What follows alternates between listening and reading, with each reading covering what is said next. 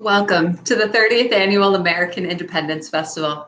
I'm Emma Stratton, Executive Director of the American Independence Museum. I wanted to take a moment to welcome you all to a first for us, a virtual festival. We made the difficult decision to reimagine our festival this year due to COVID-19, and we reached out to you, to our community, to ask what you wanted to see in our virtual festival this year. And thank you for all the input and suggestions you shared. Today marks just the beginning of a 2-week-long festival celebration with even more events to come this fall.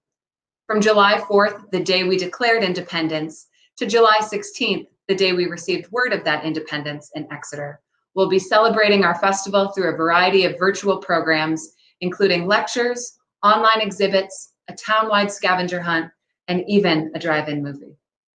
We plan to host additional events with our beloved artisans and militia in the fall, and we are actively making plans to bring you more festival programming all season long. For a full list of all the festival programs this July, please visit independencemuseum.org.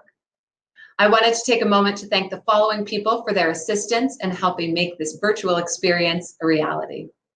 Victoria Sue, our Director of Engagement and Festival Coordinator, Jen Carr, our Curator, Rob Levy, our Webmaster, Festival Committee, Exeter Parks and Recreation, Exeter TV, the Board of Governors here at the museum, Society of the Cincinnati, and all our festival participants. We also wish to thank our presenting sponsor, Newburyport Bank, and Ruffner Real Estate for their support of our Reimagined Festival. Thank you for joining us for this new festival experience. If you feel so inclined, please consider a donation to the museum. Our staff and volunteers have worked tirelessly to pull together a meaningful and memorable experience in a short period of time. All of our programs are free with a suggested donation, so please do consider supporting our museum so we can continue to offer our programming and it will support future festivals as well. Thank you for joining us today. Welcome to the 30th American Independence Festival. While COVID-19 means we cannot gather together in downtown Exeter today, we are honored that you have joined us for our first virtual festival. We begin our festival celebration, as we always do, with our opening salute. We are grateful to have the men of the 1st New Hampshire Regiment to join us in this morning's opening salute. Let us take a moment to salute the members of the Society of the Cincinnati in the state of New Hampshire who have passed away this year.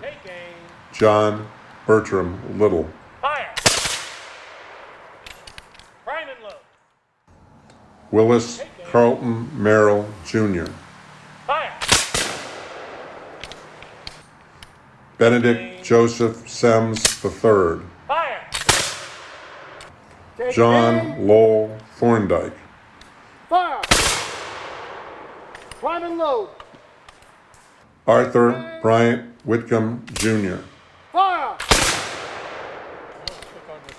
Make and ready. Edward Franklin Woods. Take aim. Fire! As well as our frontline and essential workers who ensure our communities are safe and healthy. Fire! And those who continue to fight for independence, justice, freedom, peace, and equality. As well as the many veterans and soldiers who served and continue to serve our country. Please join me in a moment of silence. To the men and women who have passed on from the 1st New Hampshire, we honor you.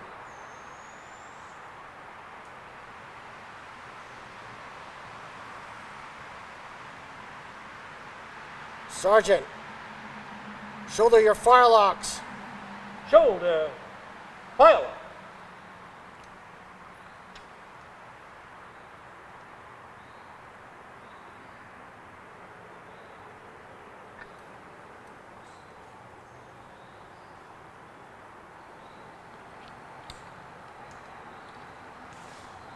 Thank you, gentlemen. Thank you. Stay tuned for more programming as part of the Reimagined American Independence Festival. If you feel so inclined, please consider a donation to the American Independence Museum to ensure the continuation of its programs and to support future festivals. Thank you very much, Stephen B. Jeffries, President, the Society of the Cincinnati in the state of New Hampshire. Welcome. Newburyport Bank is honored to be the presenting sponsor of this year's 30th Annual American Independence Festival. Newburyport Bank opened in 1854 with a focus on helping our communities build a brighter future. Since then, we've had one goal: do right by our customers and the communities we serve. As the premier full-service community bank in the greater Seacoast region, we're honored to support the American Independence Museum in our Exeter community as we commemorate, celebrate, and learn from the struggle for American independence, looking to the past to help us build an even brighter future.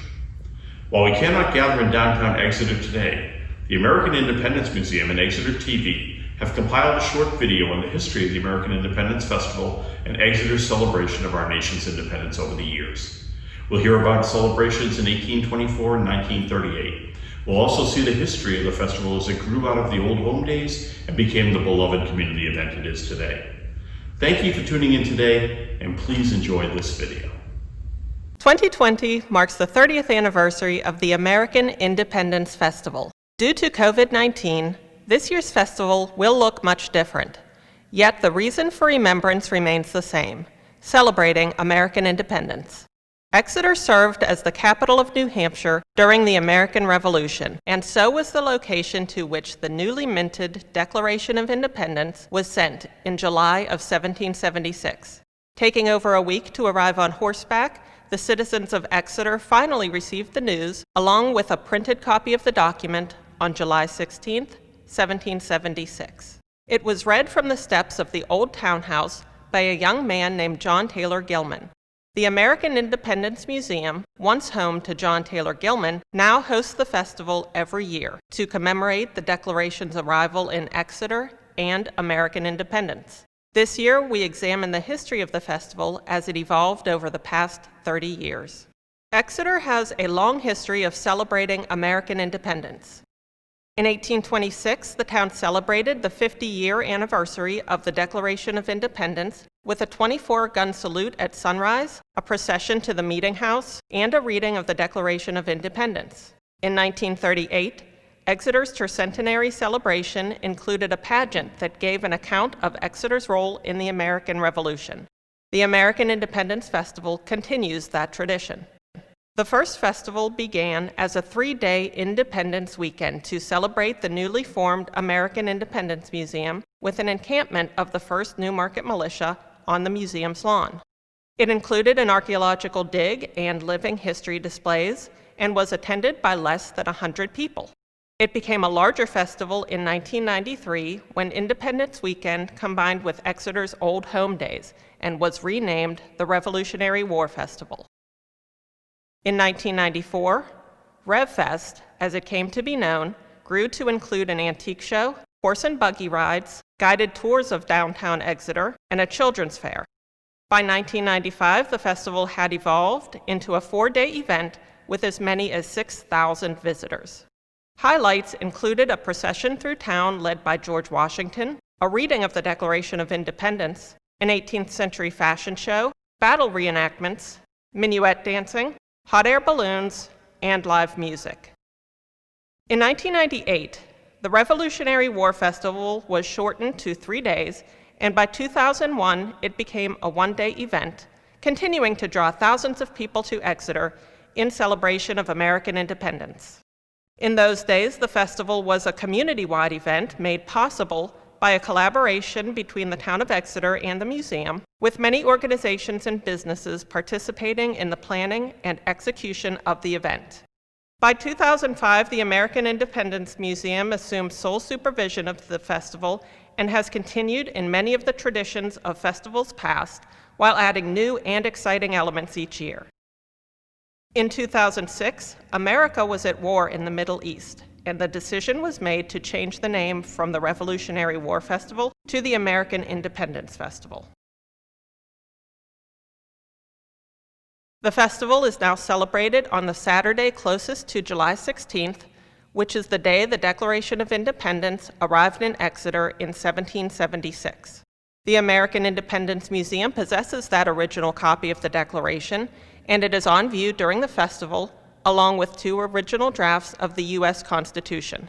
Other highlights of the festival include the arrival of the Declaration on horseback, a public reading of the Declaration by a descendant of John Taylor Gilman, the man who initially read the document to the citizens of Exeter in 1776, a battle reenactment, traditional artisan village where you can visit blacksmiths, coopers, spinners, and weavers, visits from George Washington and John Stark, a militia encampment, and a maker's fair, where we highlight locally made goods and local nonprofits in our community. The American Independence Festival has seen many changes in the past 30 years and continues to evolve with the needs of the community. The American Independence Festival will continue to bring exciting new elements to Exeter's celebration of independence, and we at the American Independence Museum invite everyone to join us as we share and celebrate the history of our nation's founding and reflect on the true meaning of American independence.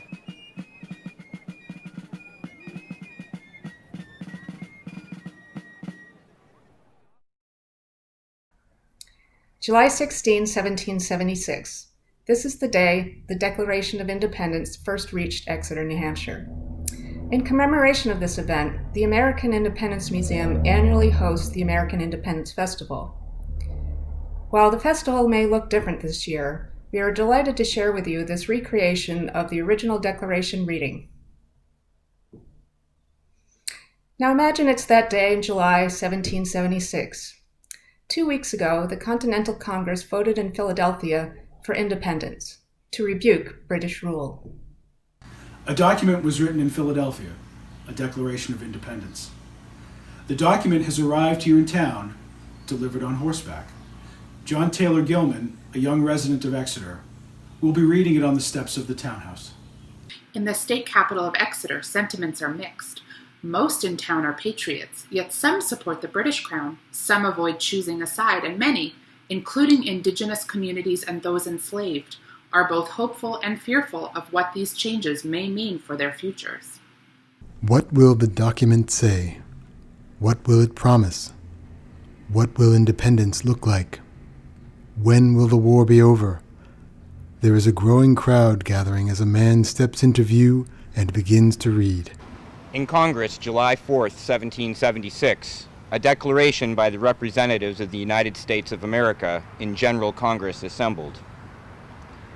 When in the course of human events it becomes necessary for one people to dissolve the political bands which have connected them with another, and to assume among the powers of the earth the separate and equal station to which the laws of nature and of nature's God entitle them, a decent respect to the opinions of mankind requires that they should declare the causes which impel them to the separation.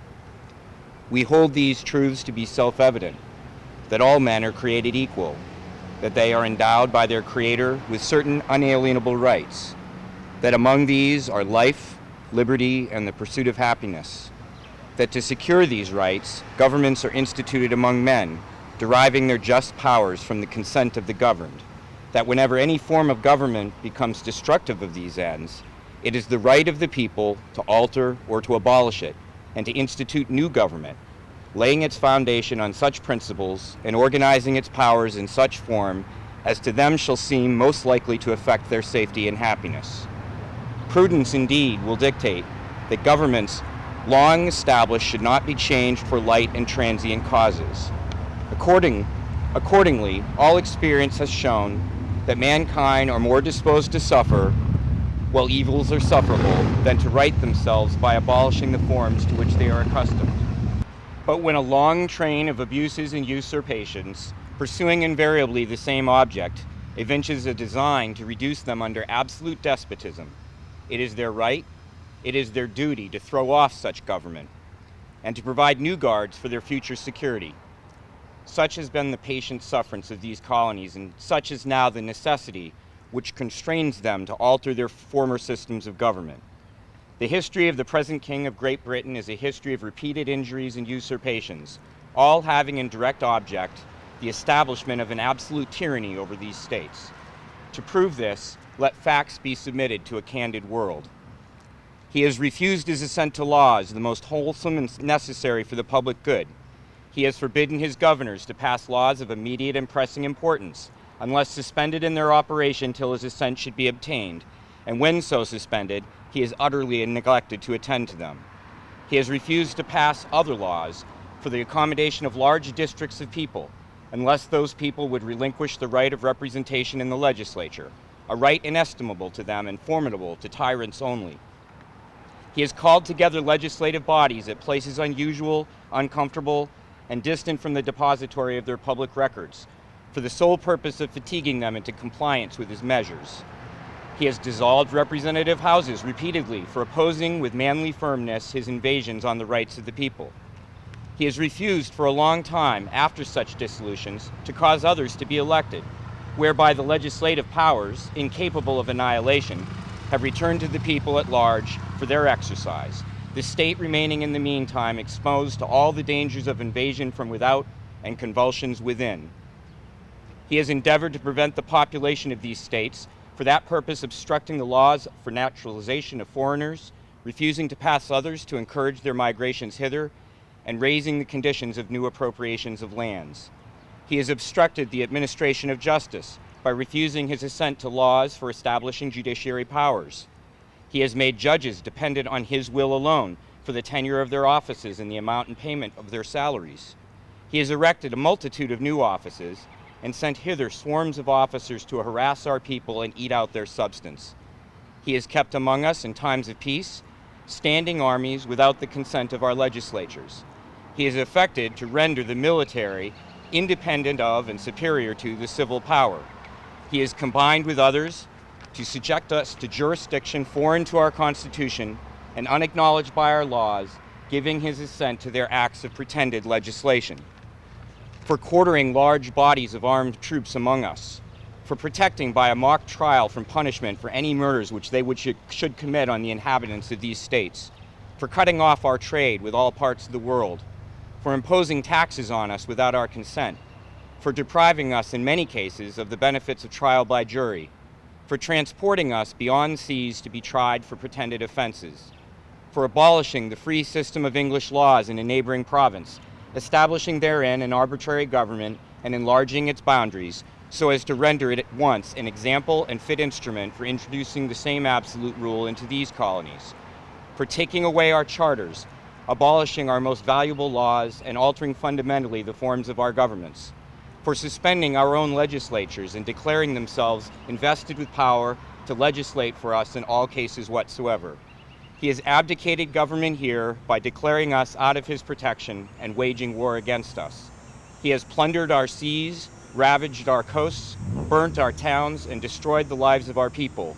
He is, at this time, transporting large armies of foreign mercenaries to complete the works of death, desolation, and tyranny, already begun with circumstances of cruelty and perfidy scarcely paralleled in the most barbarous ages and totally unworthy the head of a civilized nation.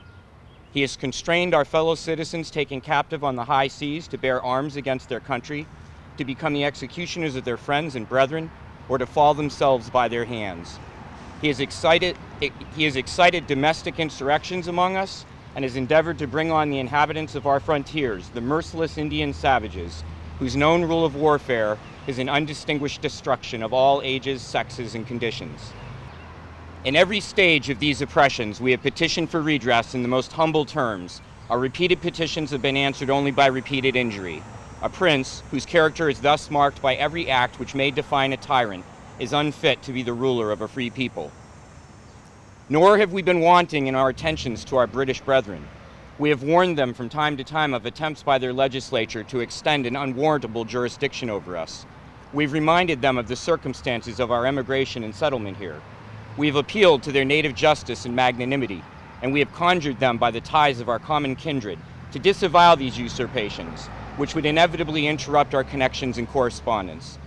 They too have been deaf to the voice of justice and consanguinity.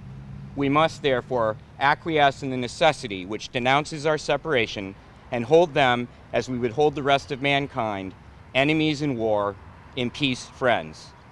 We, therefore, the representatives of the United States of America in General Congress assembled, appealing to the Supreme Judge of the world for the rectitude of our intentions, do, in the name and by the authority of the good people of these colonies, solemnly publish and declare that these united colonies are, and of right ought to be, free and independent states, that they are absolved from all allegiance to the British Crown, and that all political connection between them and the state of Great Britain is, and ought to be, totally dissolved, and that as free and independent states, they have full power to levy war, conclude peace, contract alliances, establish commerce, and to do all other acts and things which independent states may of right do. And for the support of this declaration, with a firm reliance on the protection of divine providence, we mutually pledge to each other our lives, our fortunes, and our sacred honor. What powerful words that still resonate with us today. We would like to thank Greg Gilman, a descendant of the original reader, John Taylor Gilman, for reading the Declaration for us today. The copy of the Declaration of Independence that John Taylor Gilman read in 1776 is now housed at the American Independence Museum, one of only 26 copies still known to exist. The museum looks forward to welcoming you in to view the document as soon as it is safe to do so. Thank you so much for tuning in to our Declaration presentation, and we hope you will join us for upcoming festival programs. If you feel so inclined, please consider a donation to the museum to support our public programs, including future festivals. Huzzah!